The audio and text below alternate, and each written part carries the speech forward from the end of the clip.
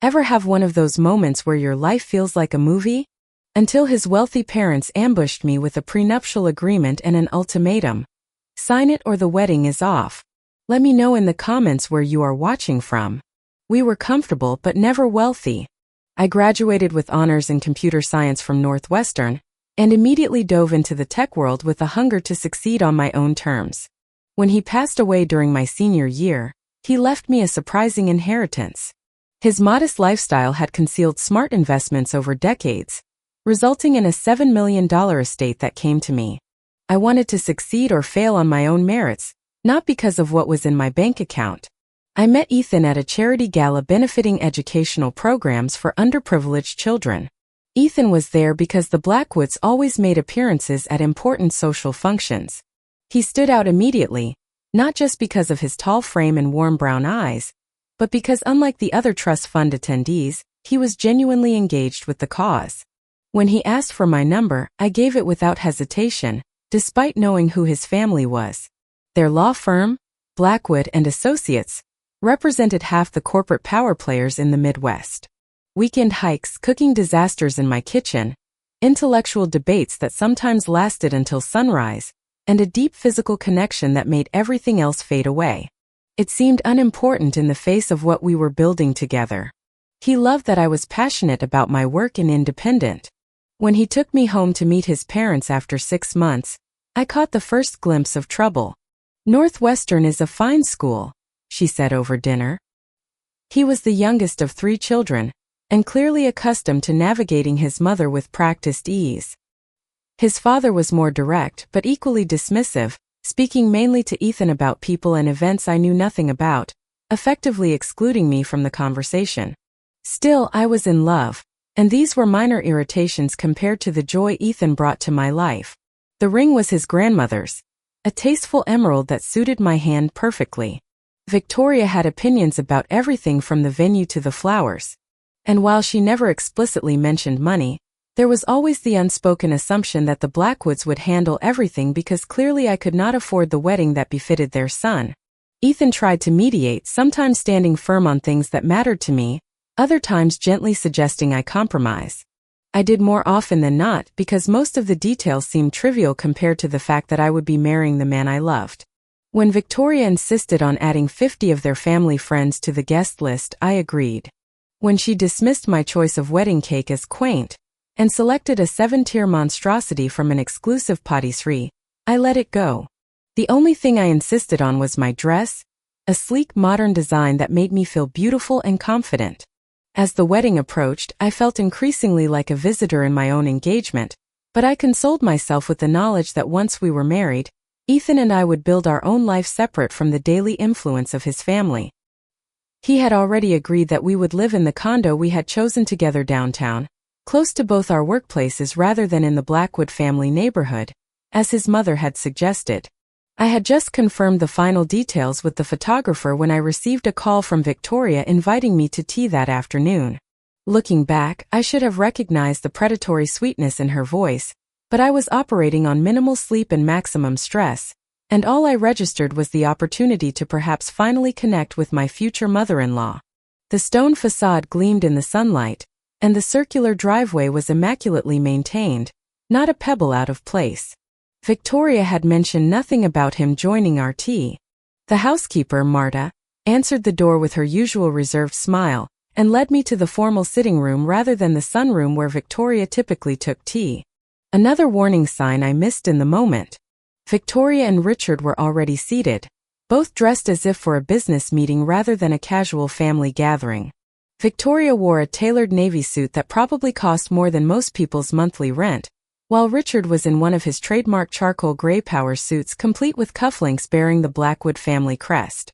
Business matters that should be settled beforehand to ensure smooth sailing afterward. Victoria Nadir. Every successful marriage has a solid foundation of clear expectations and agreements. Richard reached for a leather portfolio beside him and extracted a thick document bound in a blue cover. This is a standard prenuptial agreement that our family lawyer has prepared. It outlines the protection of family assets and delineates what would occur in the unlikely event that your marriage to Ethan does not succeed. I did not immediately reach for the document. This is the first I am hearing about a prenuptial agreement, I said carefully. You must understand, Sophia, that the Blackwood assets represent not just money but a legacy stretching back generations. And what about my assets? I asked. My business and intellectual property. Victoria gave a small laugh that set my teeth on edge. The condescension in her tone was unmistakable. In their eyes, I was a nobody from a modest background who should be grateful for the opportunity to marry into their prestigious family. Any suggestion that I might have assets worth protecting was laughable to them. Perhaps you would like us to add a clause about your company, Richard offered magnanimously. He has always had a soft spot for supporting underdogs. When does this need to be signed? I asked. Today would be ideal, Victoria said, producing a Mont Blanc pen from her jacket pocket. The wedding is in 3 days, and we would like this settled well before then. I set the document down carefully. I would need to have my own lawyer review this first. Richard's eyebrows rose fractionally. Your own lawyer, is that necessary? Our family attorney who drafted this is one of the best in Chicago. Victoria's perfectly composed face showed the first crack of annoyance. Then you will not object to giving me 24 hours to have it professionally reviewed, I countered. Richard and Victoria exchanged a look. These matters can become complicated if left too long and with the wedding so close. Are you saying the wedding depends on me signing this document today without legal advice? I asked, wanting absolute clarity on their position. Victoria's smile returned cold as January in Chicago.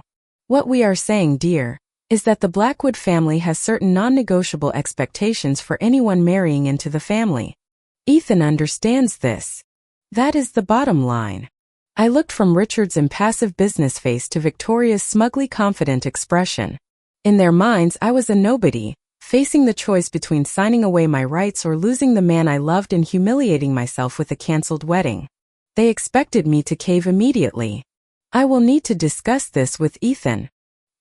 He may have been reluctant to broach the subject with you directly, but he understands family obligations.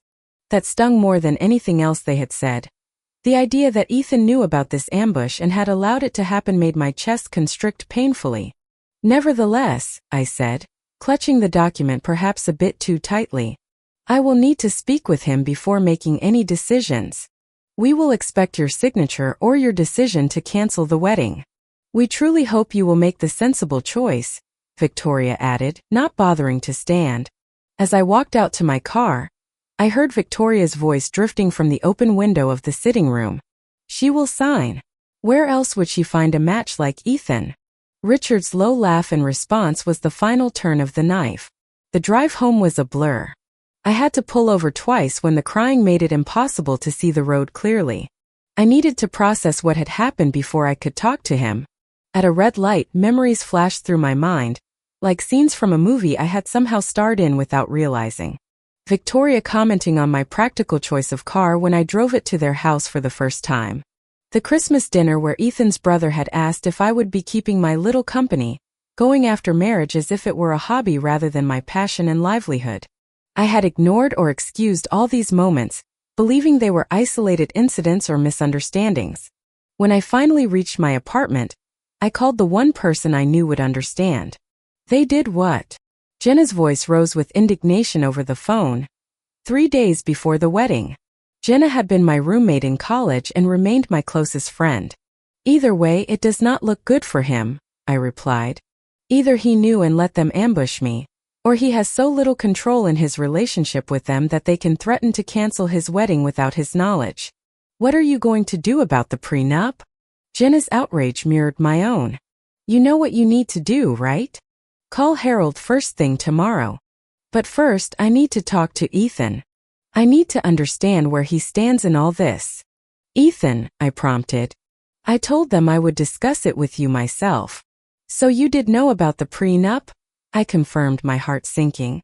Sophia, try to understand. It is just how things are done. He sighed heavily. I was trying to protect you. By letting them include clauses that could affect my business? That is not protection, Ethan. That is cowardice. You are overreacting, he said, his voice taking on the placating tone I had heard him use with difficult clients. It is just a standard legal document. Everyone signs them these days. Have you actually read it? I challenged. Another telling pause. Dad said it was the standard family template. That cannot be right, Ethan said, but uncertainty had crept into his voice. Dad would not do that. Read it yourself, I suggested. Section 4, paragraph 3. I need to look this over more carefully, he said after a moment, sounding troubled. Of course, the wedding is not contingent on this. We can work it out. Mom can be intense, but she does not make these decisions. We do. Tell them the ultimatum is off the table, and that we will address this after the wedding. What circumstances? I pressed. The fact that your family has money, and I presumably do not?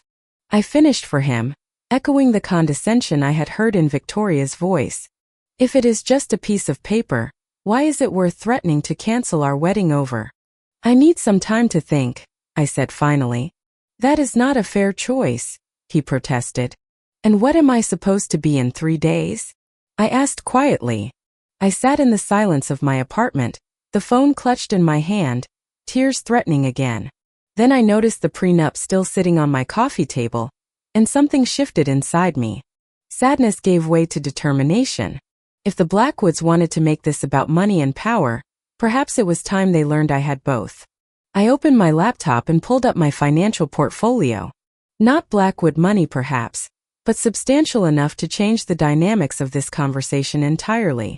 Not out of shame, but because I wanted to be loved for myself, not my bank account. Besides, in the tech world, flying under the radar had strategic advantages. But now, facing the prospect of signing away my rights or losing the man I loved, I realized my silence had allowed the Blackwoods to construct a narrative about me that was entirely false. They saw me as a gold digger reaching above my station when in reality I was a successful businesswoman choosing to share my life with their son as an equal. I would not be bullied or manipulated. I would not sign their one-sided prenup, but neither would I walk away from the man I loved without a fight. I sent a quick text to Harold, need urgent meeting tomorrow morning at 7 a.m. prenup situation, wedding in 3 days. We'll explain in person. I slept fitfully that night, cycling through anger, hurt, determination, and doubt. By morning, however, one thing was clear. At 6:45 the next morning, I was already at my downtown office reviewing the prenuptial agreement line by line and making notes. I had dressed deliberately in one of my power outfits, a tailored charcoal gray suit that projected confidence and authority. My hair was pulled back in a sleek ponytail, and I wore the pearl earrings my grandfather had given me for my college graduation, a reminder of where I came from, and the values that had guided me to success. Harold arrived precisely at 7, immaculate as always in his bespoke suit, silver hair perfectly combed, carrying his weathered leather briefcase that had seen decades of legal battles. I explained, handing him the document. That is rather unorthodox timing, to put it mildly. Read it, I urged. Particularly Section 4 on intellectual property and Section 6 on asset division. He put on his reading glasses and began scanning the document, his expression growing increasingly grave as he progressed. This is one of the most aggressively one-sided prenuptial agreements I have seen in 45 years of practice, he stated flatly. Can you fight it? I asked. A slow smile spread across Harold's face, the kind that had likely struck fear into opposing counsel for decades. My dear, I will not just fight it. I will eviscerate it and replace it with something that actually protects your substantial interests. Let us be clear about your position. And the Blackwoods are unaware of this fact? Completely unaware, I confirmed. Only my parents, Jenna, and you know the full extent of it. Harold chuckled, a deep rumbling sound that conveyed genuine amusement. Well, this is going to be quite the revelation for them. He tapped his pen against the legal pad. Do you want to salvage this relationship, or should we simply refuse their terms and let the chips fall where they may? The question gave me pause. Despite everything, I did love Ethan. The issue was not with him directly, but with the power dynamics his family was trying to establish. I want to salvage it, I said finally. But only if Ethan is willing to stand with me as a true partner. And only if his family recognizes that I am entering this marriage as an equal, Not as some charity case, they are graciously welcoming despite my perceived lack of pedigree. Very well, Harold nodded. Then we craft a counter-offer. A fair and balanced prenuptial agreement that protects both parties equally. For the next 2 hours, Harold and I worked on creating a new document. He drafted language that protected both my assets and Ethan's, established fair terms for property division in the event of divorce, and most importantly included ironclad protection for my intellectual property and business interests. Now for the presentation strategy, Harold said as we finalized the document. Timing and setting will be crucial. When and where do you want to deliver this counter-offer? I considered this carefully. There are 2 conversations that need to happen. First, I need to speak with Ethan privately. Then, assuming that goes well, we need to present this to his parents together. I suggest a neutral location for the family meeting, Harold advised. Somewhere public enough to discourage extreme reactions, but private enough for a confidential discussion. The private dining room at Lakeview Restaurant, I decided, it is upscale enough to appeal to the Blackwood sensibilities, but on neutral territory. Excellent choice, Harold approved. And for the supporting documentation? I opened a folder on my desk.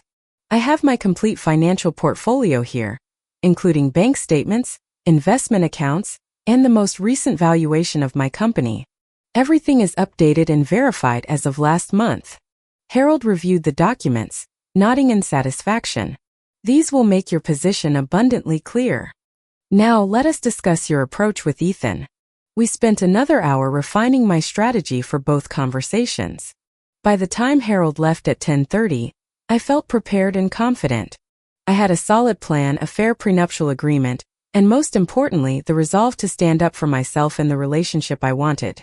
After Harold departed, I called Jenna again to update her. So you are really doing this? She asked after I explained the plan. Revealing your financial situation after keeping it private all this time? I do not see another option, I replied. Not if I want a marriage based on truth and equality. And what if Ethan is angry that you kept this from him? Jenna pressed. Have you considered that possibility? I had extensively. Then we will have to work through that together, I said. But if he cannot understand why I wanted to be loved for myself rather than my bank account, then maybe we are not as compatible as I thought. Fair point, Jenna conceded. For what it is worth, I think you are handling this with incredible grace. I would have told Victoria Blackwood exactly where she could shove that prenup. That made me laugh, releasing some of the tension I had been carrying. The day is not over yet. I may still get to that point. After hanging up, I sent Ethan a text. We need to talk. Meet me at Carlucci's at 1 p.m. Just the 2 of us. His response came quickly. I will be there. I love you. Those 3 words brought a fresh wave of emotion. Despite everything, I still believed he meant them. The question was whether love alone would be enough to weather this storm. I spent the next hour preparing myself, not just mentally but physically. I went to the salon in my building for a blowout that left my hair looking sleek and professional. Then I touched up my makeup, opting for a polished look that projected confidence without being intimidating. The pearl earrings remained a talisman of sorts, connecting me to my roots and the grandfather who had always believed in me. By the time I left to meet Ethan, I felt like a warrior heading into battle armed with truth, principle, and 9 million reasons why the Blackwoods had severely underestimated me. Carlucci's was one of our favorite restaurants, an upscale Italian place where we had celebrated our first anniversary. The familiar setting felt right for this conversation, a reminder of happier times and the foundation of love that had brought us to the brink of marriage. I arrived a few minutes early and requested a quiet corner table. The maitre d' who knew us as regulars led me to a secluded spot near the back, well away from other diners, perfect for what would likely be an intense conversation. Ethan arrived precisely at 1 looking haggard. His usually impeccable appearance was slightly rumpled, his tie a bit crooked, dark circles under his eyes, suggesting he had slept as poorly as I had. When he saw me, relief washed over his face. Sophia, he said, sliding into the seat across from me. Thank you for meeting me. I have been worried sick since our call last night. I studied him carefully, searching for signs of the man I had fallen in love with rather than the Blackwood heir who had allowed his parents to ambush me. I almost did not come, I admitted. Your parents put me in an impossible position. He reached for my hand across the table. I know, and I am so sorry. I spoke with them last night after we talked. It did not go well. That caught my attention. What happened? I told them their ultimatum was unacceptable, and that if anyone was going to cancel the wedding over this, it would be me, not them. A flicker of hope ignited in my chest. And how did they respond? Ethan sighed heavily. Dad said I was being naive and emotional. Mom cried and accused me of choosing an outsider over family. It was the same manipulation they have used my entire life. Did it work? I asked pointedly. He met my eyes directly. No, not this time. I told them either they withdraw the ultimatum or I would personally call every wedding guest tonight and explain exactly why the ceremony was canceled. Despite everything, I felt a surge of pride in him. That must have been difficult. It was terrifying, he admitted with a rueful smile, but also strangely liberating. For the first time in my life, I walked out of that house without conceding to their demands. The waiter approached and we both ordered just drinks, neither of us having much appetite. When we were alone again, Ethan continued, I spent the night at Jason's place trying to figure out what to do next. The prenup itself is not unreasonable in theory, but the way they approached it and some of the terms I saw, it made me ashamed to be a Blackwood. I took a deep breath. This was the moment to begin revealing my own truth. Ethan, there is something important I need to tell you. Something I have kept from you throughout our relationship. His expression shifted to concern. What is it? I am not who your parents think I am, I began carefully. Or rather, I am more than they have assumed. Confusion flickered across his face. What do you mean? I reached into my bag and withdrew a folder containing printouts of my financial statements. When my grandfather died during my senior year of college, he left me an inheritance, a substantial one. I slid the folder across the table. Ethan opened it with a puzzled expression that quickly transformed to shock as he scanned the documents. $7.5 million, he read incredulously. And your company? Another $1.5 million. Sophia, this is. Why did you never tell me? For the same reason you do not introduce yourself as Ethan Blackwood of the Chicago Blackwoods to everyone you meet, I explained. I wanted to be known for who I am, not what I have. I wanted genuine relationships based on mutual respect and shared values, not wealth or status. He was still processing the financial statements, flipping through pages with growing astonishment. All this time, my parents have been treating you like a gold digger after the Blackwood fortune, I finished for him. Ironic, is not it? Ethan looked up at me. His expression a mix of amazement and something else. Was it hurt? Did you not trust me enough to share this? That was the question I had been dreading. But I owed him honesty. It was never about trust, Ethan. At first it simply did not seem relevant. Then, as I got to know your family and saw how much emphasis they placed on wealth and status, I became reluctant to reveal it. I did not want to be valued for my bank account. And honestly, I was curious to see how they would treat me without knowledge of my financial situation. As a test? He asked, a note of defensiveness entering his voice. Not of you, I clarified quickly. Never of you. But yes, in some ways it became a test of your family's character. One, they failed spectacularly yesterday. Our drinks arrived, providing a brief respite from the intensity of the conversation. When the waiter departed, Ethan took a long sip of his scotch before speaking again. I understand your reasoning, he said slowly. But I cannot help feeling there was a lack of transparency between us that cuts both ways. I should have told you about the prenup expectations, and you should have told me about your financial situation. He was right and I acknowledged it with a nod. You are right. Perfect honesty would have avoided this entire situation. But we are here now and we need to decide where we go from here. What do you want to do? He asked, and I could hear the genuine question beneath the words. He was not just asking about the prenup or the wedding but about us, our future. I pulled out another folder, this one, containing the prenuptial agreement Harold and I had drafted that morning. I want a marriage of equals, I said, sliding it toward him. I want a partnership where we both protect what we have built individually, while committing to build something greater together. And I want in-laws who respect me as that equal partner, not as some charity case their son nobly rescued from middle-class obscurity. Ethan opened the folder and began reading the new prenup. As a lawyer himself, he quickly grasped the fairness of the terms compared to his parents' version. This is entirely reasonable, he said, looking up. Balanced protection for both parties, clear terms on intellectual property, fair approaches to future earnings and assets acquired during marriage. That is what a prenuptial agreement should be, I replied. Not a weapon, but a shield that protects both parties equally. He closed the folder and reached for my hand again. This time I allowed him to take it. So what happens next? That depends on you, I told him honestly. I need to know where you stand, Ethan. Not just about the prenup, but about our relationship and your family's role in it. I need to know that when we say our vows in 3 days, we are truly becoming a team that faces the world together, including your parents. Ethan squeezed my hand, his eyes never leaving mine. When I left my parents' house last night, I made a choice. I chose us not because it was easy, but because it was right. I love you, Sophia. I love your brilliance, your integrity, your compassion. Whether you have $9 or $9 million does not change that. The sincerity in his voice melted some of the ice that had formed around my heart. Then here is what I propose, I said. We meet with your parents this evening.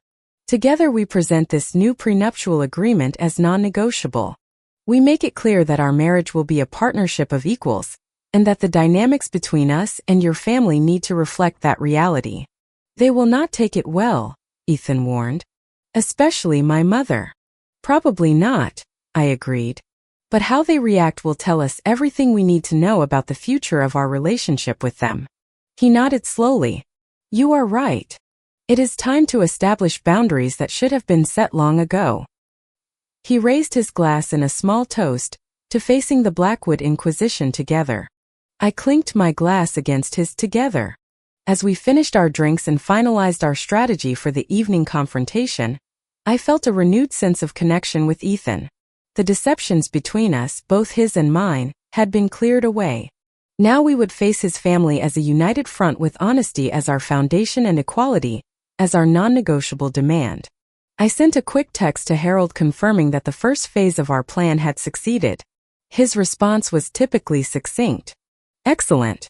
Remember, no compromises on the key terms. Good luck. Luck, I thought as Ethan and I left the restaurant hand in hand, might not be necessary. We had truth on our side now, and in my experience that was a far more powerful weapon than luck could ever be. At precisely 6 p.m., our car pulled up to the entrance of Lakeview Restaurant. I had chosen it carefully, not just for its neutral territory status, but for its reputation as one of the most discreet, high-end establishments in Chicago. The staff was known for their professionalism and ability to pretend they heard and saw nothing, no matter how heated a business discussion might become. Ethan helped me from the car, his hand warm and reassuring against mine. We had spent the afternoon refining our approach and reviewing the new prenuptial agreement together, strengthening our united front. He wore a sharply tailored navy suit that projected authority without the intimidation factor his father's suits always carried. I had changed into a cream-colored dress that was both elegant and powerful, paired with a tailored blazer, and my grandmother's pearls at my neck to match the earrings. Ready? Ethan asked as we stood before the restaurant's entrance. As ready as I will ever be, I replied, squeezing his hand. The maitre d' greeted us by name and led us to the private dining room I had reserved. It was tastefully appointed with a mahogany table that could seat 10, though only 4 place settings had been arranged. Crystal glasses caught the light from the elegant chandelier overhead, and the walls were adorned with tasteful original artwork. The large windows offered a stunning view of Lake Michigan, the water glittering in the early evening light. Your other guests have not yet arrived, the maitre d' informed us. Would you care for drinks while you wait? We both ordered sparkling water. Alcohol would not serve us well in the upcoming confrontation. They will be late, Ethan predicted after the maitre departed. It is a power move. Mom never arrives anywhere before making people wait at least 15 minutes. He was exactly right.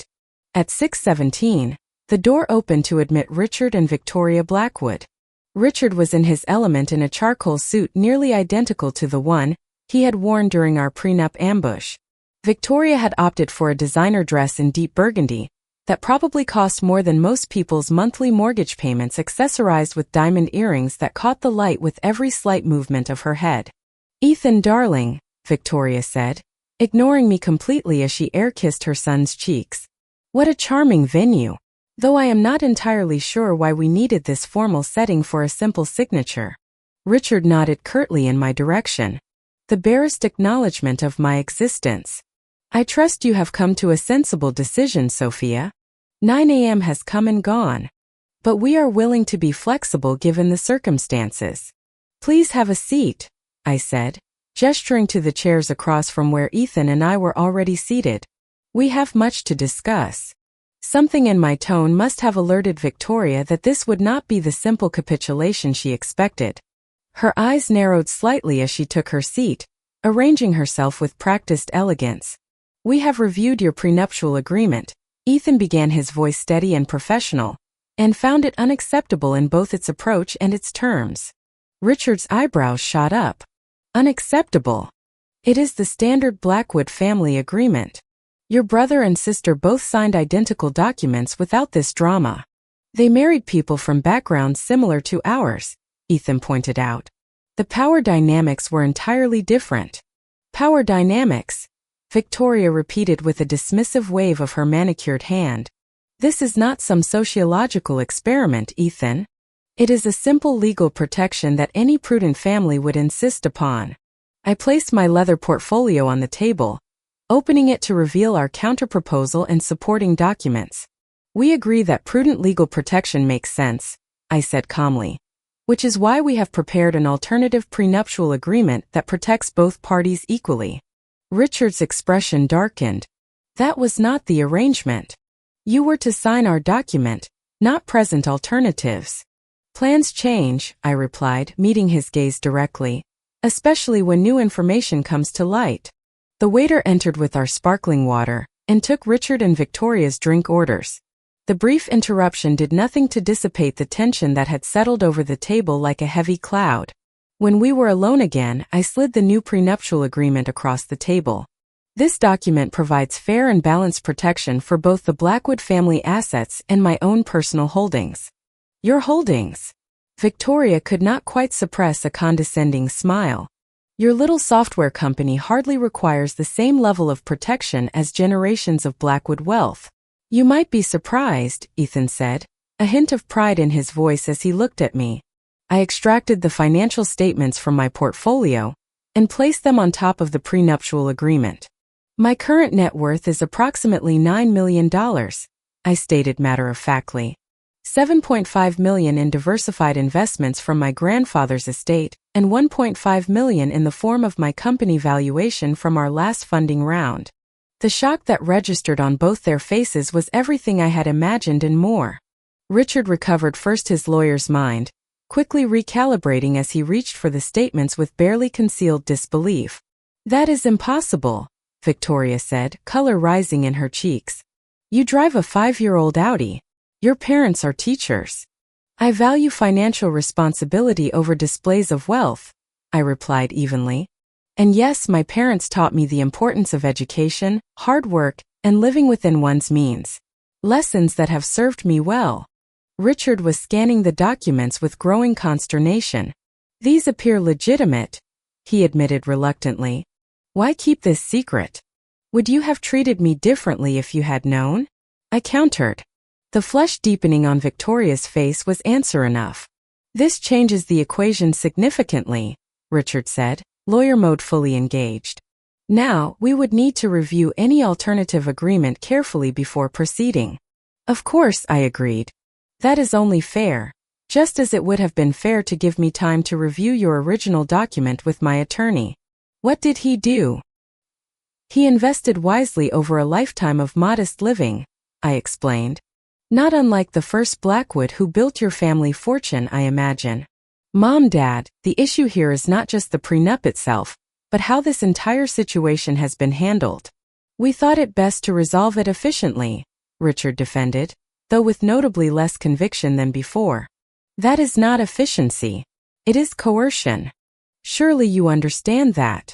What I understand, Ethan replied firmly, is that you made assumptions about the woman I love without bothering to know her, and then tried to use financial leverage to control our relationship. That stops now. I had never loved him more than in that moment, watching him stand firm against the manipulation that had likely worked on him his entire life. The new prenuptial agreement, I redirected their attention, protects both the Blackwood assets and my own. It establishes fair terms for property division in any potential divorce based on contribution and duration of marriage, rather than simply reverting everything to original ownership. But fair, Ethan emphasized. Unlike the document you presented to Sophia. You have until tomorrow afternoon, I replied. It was sufficient time for me, according to your original ultimatum, I reminded her. This is not a negotiation to revert to one-sided terms. Victoria had been uncharacteristically quiet, her eyes moving between me, Ethan, and the financial statements still on the table. When she finally spoke, her voice had lost some of its imperious quality. It was as close to an apology as Victoria Blackwood was likely capable of offering. Perhaps we all could have communicated more openly from the beginning, I acknowledged. The waiter returned with Richard and Victoria's drinks and inquired about dinner. This meeting clearly, having served its primary purpose. As we prepared to leave, Richard held out his hand to me, a gesture that would have been unthinkable 24 hours earlier. I accepted his handshake, recognizing it as a peace offering of sorts. I look forward to contributing to the family in many ways, Mr. Blackwood. Progress if not perfection. Once they had departed, Ethan pulled me into his arms right there in the private dining room. We were magnificent, I corrected him, leaning back to meet his eyes. He smiled, a genuine smile, untainted by the stress of the past 2 days. As we left the restaurant hand in hand, under a sky turning to twilight, I felt a profound sense of rightness settle over me. The road ahead would not be perfectly smooth, especially with Victoria as a mother-in-law, but the fundamental dynamics had shifted. 2 days later, I stood in a small antechamber of the Drake Hotel, wearing the sleek modern wedding dress I had chosen months ago. Jenna adjusted my veil, her eyes suspiciously bright. You look stunning, Soph, and not just because of this amazing dress. There is something different about you today. Confidence, my mother supplied from where she was arranging the train. My daughter finally stopped hiding her light. She was right. The past 3 days had transformed me in subtle but significant ways. I had spent 3 years carefully managing perceptions, worried that my wealth would change how people saw me. The irony that this fear had led to exactly the type of judgment I had hoped to avoid was not lost on me. There was a soft knock at the door, and to my surprise, Victoria Blackwood entered. She had foregone her usual intimidating elegance for a softer, more maternal look in pale blue that complemented rather than competed with my bridal ensemble. Victoria approached slowly, taking in my appearance with an expression I could not quite read. You make a beautiful bride, she said finally. Thank you, I replied, uncertain where this conversation was heading. I owe you an apology, Sophia. Not the half-hearted acknowledgement I offered at the restaurant. My behavior was inexcusable, she continued. Not just the prenuptial agreement ambush, but the months of subtle condescension and judgment before that. I made assumptions based on superficial factors and never bothered to know the real woman my son loves. That cannot have been easy to admit, I acknowledged. It is a family trait I hope you and Ethan will improve upon in the next generation. I brought you something, a peace offering of sorts. I accepted the box cautiously and opened it to find a pair of diamond and sapphire earrings that clearly had significant age and history. These belong to Ethan's great-grandmother, Victoria explained. They are beautiful, I said sincerely. It was a small moment of connection, a tentative bridge across the chasm that had separated us. Ethan loves you deeply, she said as she stepped back to regard me. That should have been enough for me from the beginning. I think we have both learned something about assumptions and appearances, I replied. Moving forward is what matters now. She nodded, composing herself with visible effort. Well, I should rejoin Richard.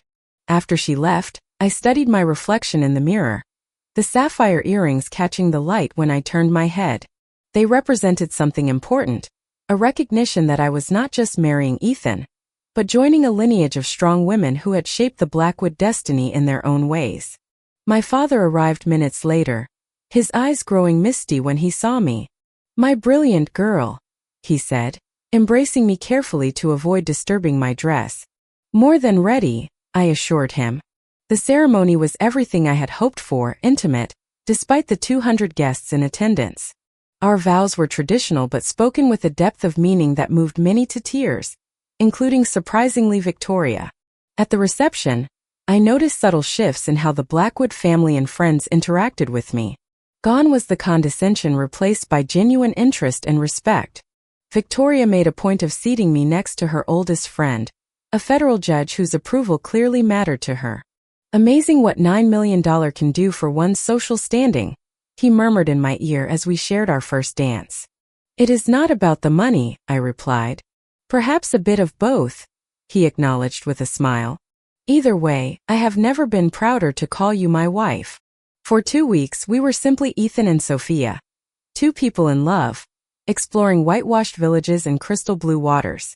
We talked about the future, about building our life together as true partners, and about the boundaries we would maintain with both our families going forward. A year has passed since that chaotic week, and life is more beautiful than I could have imagined. It was my idea, but Ethan championed it with a passion that silenced any remaining skeptics in his family. She and I have found a new kind of respect for each other, built not on family ties, but on a shared mission. Ethan is now my biggest champion, proudly telling everyone about his brilliant wife, the tech CEO. Our marriage isn't just a partnership, it's a powerhouse. We challenge each other, support each other, and most importantly, we face the world as a united team. The smug grins I saw on his parents' faces that day feel like a distant memory. We proved that a marriage built on love, honesty, and mutual respect is more valuable than any family fortune. Have you ever had to stand your ground against people who underestimated you? Did you reveal your true worth and wipe those smug grins clean? Share your story in the comments below. And if this tale of turning the tables on those who misjudged you resonated with you, please hit that like button and subscribe to my channel for more stories of triumph and transformation. And remember, sometimes the most powerful thing you can do is simply refuse to be less than who you truly are.